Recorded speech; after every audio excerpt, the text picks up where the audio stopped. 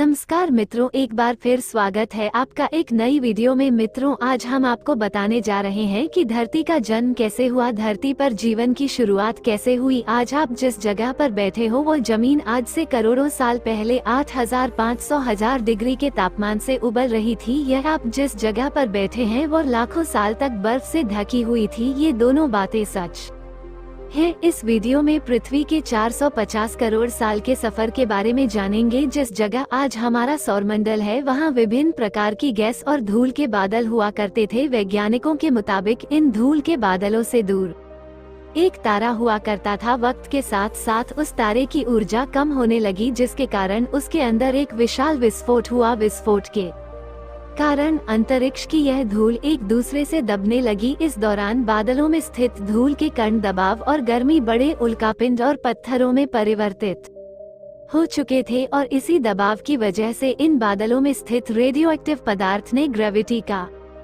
निर्माण किया। इस ग्रेविटी के कारण बीच में हाइड्रोजन और हीलियम इकट्ठा होने लगे। बीच के इस भयंकर दबाव के कारण एक विशाल विस्फोट हुआ। इसी विस्फोट के कारण हमारे सूरज का निर्माण हुआ। अंतरिक्ष में फैले छोटे ग्रहों में भारी वजन की वजह से सूरज के करीब आकर सूरज की परिक्रमा करने लगे। धीरे धीरे इन्हीं ग्रहों में भारी टकराव हुआ, जिसके फल बुध, शुक्र, पृथ्वी और मंगल जैसे ग्रहों का निर्माण हुआ। वैज्ञानिकों के मुताबिक उस वक्त पृथ्वी और मंगल ग्रह के बीच थिया नामक के ग्रह सूरज की परिक्रमा किया करता था। पृथ्वी पर ग्रेविटी होने की वजह से सूरज की परिक्रमा करने वाले ग्रह अब पृथ्वी की परिक्रमा करने लगे और धीरे धीरे पृथ्वी पर करोड़ों साल तक धीरे धीरे गिरते रहे। और ऐसे ही घटना हमारे पड़ोसी ग्रह थिया पर भी हो रही थी, जिसके कारण थिया पृथ्वी के और करीब आने लगा और आकर पृथ्वी से टकराया। इस भयंकर टकराव की वजह से पृथ्वी के हिस्से कणों के रूप में अंतरिक्ष में फैल गए और एक रिंग की तरह पृथ्वी की परिक्रमा करने लगे।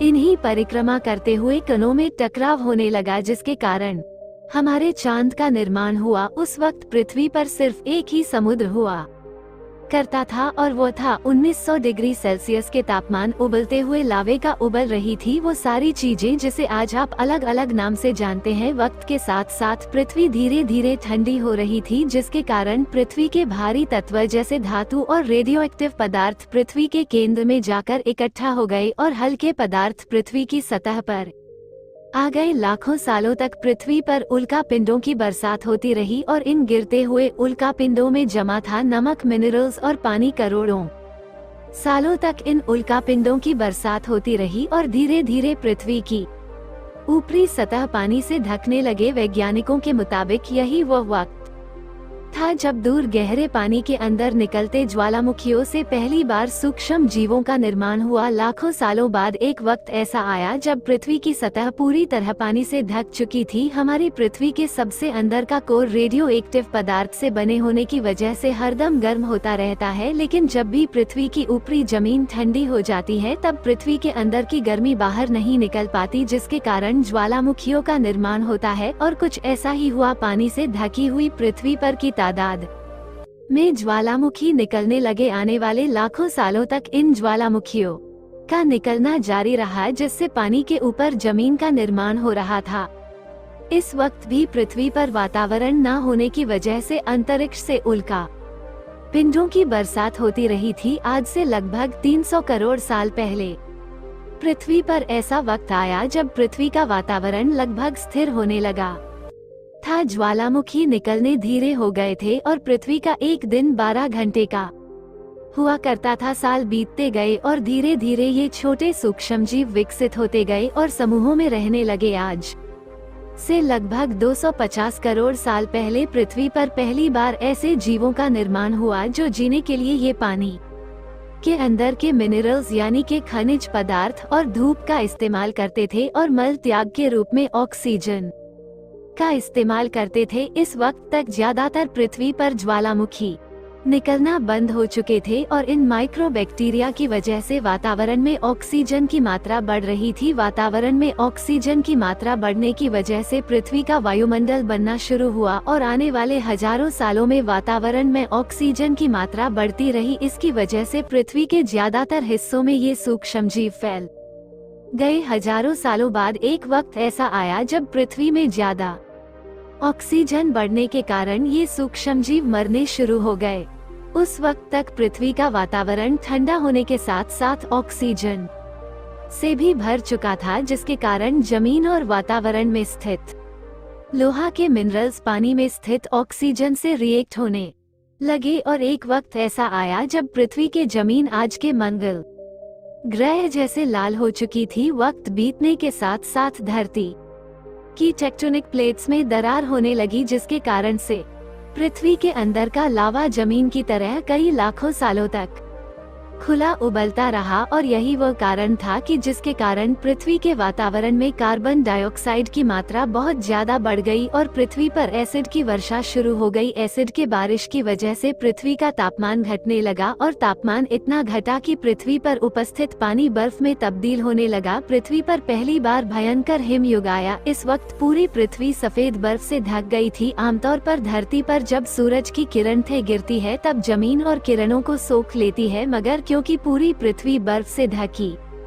हुई थी और क्योंकि बर्फ सफेद और चमकीली होती है, जिसके कारण सूरज की किरणें धरती पर गिरने के बाद वापस चली जाती थी, इसी कारण से पृथ्वी कई लाखों सालों तक बर्फ से ढकी रही। मगर फिर से पृथ्वी के अंदर स्थित गर्मी ज्वालामुखी के रूप में निकलना शुरू हो गई और इन ज्वालामुखी से निकलने वाली गर्मी ने बर्फ को पिघलाना शुरू कर दिया। इसी बीच पृथ्वी की गहराई में बचे कुछ सूक्ष्मजीव धीरे धीरे बदल रहे थे और अब वो ऑक्सीजन को अपने शरीर को बड़ा और जटिल बनाने के लिए इस्तेमाल करने लगे थे। इस बीच पानी में अलग से भी छोटे समुद्री पौधे निकलने शुरू हो चुके थे बाहर। जैसे जैसे ज्वालामुखी निकल रहे थे वैसे वैसे वातावरण में कार्बन डाइऑक्साइड की वजह से गर्म हो रहा था। वक्त के साथ साथ बर्फ भी पिघलने लगी, मगर फिर से धरती पर एसिड की वर्षा शुरू हो गई, जिसके कारण फिर पृथ्वी ठंडी होने लगी और फिर पृथ्वी की ज्यादातर सतह बर्फ से ढक गई। ऐसा बार बार कई हजारों सालों तक होता रहा और इसी कारण से अब समुद्री जीव धीरे धीरे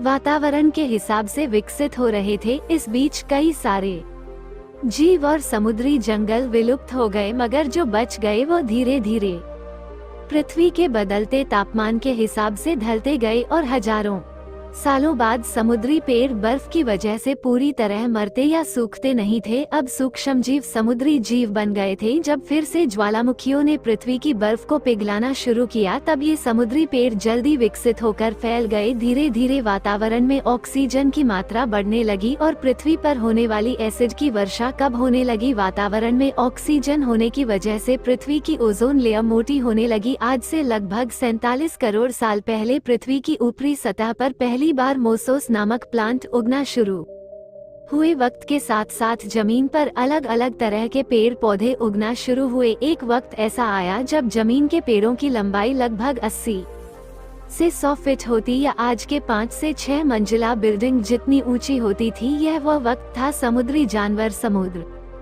से बाहर निकल रहे थे और जमीनी जानवरों में परिवर्तित हो रहे थे। धरती की ज्यादातर जमीन एक जगह इकट्ठी हो चुकी, जिसे आज हम पेंजिया महाद्वीप के नाम से जानते हैं। पृथ्वी का वातावरण और तापमान लगभग स्थिर हो चुका है और अब करीब 21 से 23 घंटे का दिन हुआ करता था। अब समुद्री जीव पानी में से बाहर रहने लगे थे और वातावरण के हिसाब से उनके शरीर का रंग रूप बदल रहा था। धीरे धीरे ये जमीनी जानवर डायनासोर में परिवर्तित हो गए। जिन डायनासोर ने पेड़ पौधे खाना शुरू कर दिए उनका शरीर लंबा और विशाल रूप से विकसित होने लगा। कुछ डायनासोर शिकार किया करते थे, जिसके कारण वे छोटे और तेज होते चले गए। पृथ्वी की ऊपरी जमीन एक जगह इकट्ठे होने के कारण ज्यादातर जमीन रेगिस्तान और बंजर हो चुकी थी। ज्यादातर जंगल समुद्र के करीब हुआ करते थे, जिसमें डायनासोर रहा करते थे। आज से लगभग 20 करोड़ साल पहले पेंजिया महाद्वीप टूटना शुरू हो गया। पेंजिया के विभाजित होने की वजह से पृथ्वी की ज्यादातर ऊपरी जमीन पानी के संपर्क में आने लगी, जिसके फलस्वरूप धरती पर हरियाली बढ़ती गई, जिस वजह से डायनासोर विभिन्न और विशाल होते चले गए। डायनासोर्स ने आने वाले लगभग 20 से 30 करोड़ सालों तक पृथ्वी पर राज किया। उस वक्त डायनासोर समुद्र से लेकर जमीन और आसमान तक पूरी पृथ्वी पर राज किया करते थे। इस दौरान अफ्रीका से टूटा भारत सीधे आकर आज के तिब्बत से टकराया और इस टकराव की वजह से हिमालय का निर्माण हुआ। आज से लगभग 6500 करोड़ साल पहले पृथ्वी के तरफ माउंट एवरेस्ट से बड़ा लगभग 4.5 लाख करोड़ किलो जितना उल्का पिंड लगभग 8000 किलोमीटर प्रति घंटे की स्पीड से पृथ्वी की तरफ आ रहा था। पृथ्वी की सतह को छूते ही उसमें भयंकर आग लगी और वह जलते हुए सीधा पृथ्वी से टकराया। इस टकराव से निकलने वाली ऊर्जा आज के 10 करोड़ परमाणु बम एक साथ फटने के बराबर थी। जहां यह उल्का पिंड गिरा, वहां के जानवर और पेड़ तुरंत भाप बनकर जल गए। गिरते ही पृथ्वी पर पूरी धूल फैलने लगी, समुद्र में भयंकर बाढ़ आने लगी। भूकंप और आग ने पृथ्वी को जलाना शुरू कर दिया। कुछ ही घंटों में पूरे पृथ्वी के वातावरण में हानिकारक गैस और धूल की वजह से पृथ्वी नर्क हो चुकी थी। डायनासोर घुटन और आग भूखमरी से पूरी तरह विलुप्त हो गए। इस वक्त हमारे पूर्वज जमीन के अंदर रहा करते थे, जिसके कारण वो इस विशाल प्रलय से बच गए। पृथ्वी का वातावरण पूरी तरह से काला और अंधेरा हो चुका था, जिससे धूप भी जमीन पर नहीं पहुंच पा रही थी। पृथ्वी के पेड़ और ज्यादातर जानवर विलुप्त हो गए। वातावरण में धूल और हानिकारक गैस के कारण फिर से एसिड की वर्षा होने लगी और पृथ्वी ठंडी होकर के बर्फ से ढक गई। इस बार पृथ्वी की बर्फ लाखों सालों तक जमी रही और 80 से 90 हजार साल बाद ये बर्फ पिघलना शुरू हो गई। जैसे ही धरती पर वातावरण फिर से पहले जैसा होने लगा, वैसे ही ये जीव जमीन से बाहर आने शुरू हो गए। उस वक्त पृथ्वी की बर्फ पिघलना शुरू ही हुई थी, जिसके कारण अफ्रीका घने जंगल हुआ करते थे और इसी बीच ये जमीनी जीव बंदरों में परिवर्तित हो गए। मगर जैसे जैसे पृथ्वी गर्म होने लगी, वैसे वैसे अफ्रीका ये जंगल सूखने लगे। जंगल की चीजें खाने वाले बंदरों को खाने पीने की कमी होने लगी। खाने की तलाश में इन बंदरों ने अपने पैरों पर चलना शुरू कर दिया, जिससे उन्हें शिकार करने की मदद मिलती थी। धीरे धीरे बंदर यानी में परिवर्तित हुए खाने की तलाश में पृथ्वी के दूसरे हिस्सों में फैलने लगे और धीरे धीरे उनके शरीर का रंग रूप वहाँ के मौसम के हिसाब से बदलता गया। वक्त के साथ साथ हम आदिवासी बने। हमने हथियारों से लेकर आग तक का आविष्कार किया और धीरे धीरे इंसान के रूप में विकसित हुए। अपने धर्म से लेकर परिवार, भाषा और संस्कृति का निर्माण किया और वक्त के साथ साथ हम विकसित होते चले गए और आज इस पृथ्वी की सबसे विकसित प्रजाति बन चुके हैं। पृथ्वी को आज के जैसा बनने में लगभग 450 करोड़ साल का वक्त लगा है और हमें एक छोटे जमीन में रहने वाले जानवर से इंसान बनने में कई लाखों सालों का। मगर हमने इन 100 सालों में जितना पृथ्वी को गंदा और तरह तबाह किया है, उतना आज तक किसी भी प्रजाति ने नहीं किया होगा। हम हमेशा धरती को गर्म कर रहे हैं और कार्बन डाइऑक्साइड मात्रा बढ़ा रहे हैं। वैज्ञानिकों का मानना है कि पृथ्वी पर फिर से विशाल परिवर्तन होने वाला है। मित्रों, आपको ऐसी ही जानकारियों के लिए वीडियो को लाइक, चैनल को सब्सक्राइब और वीडियो को शेयर जरूर करें, ताकि यह ज्ञानवर्धक जानकारी अधिक लोगों तक पहुंच सके। वीडियो को पूरा देखने के लिए आपका धन्यवाद।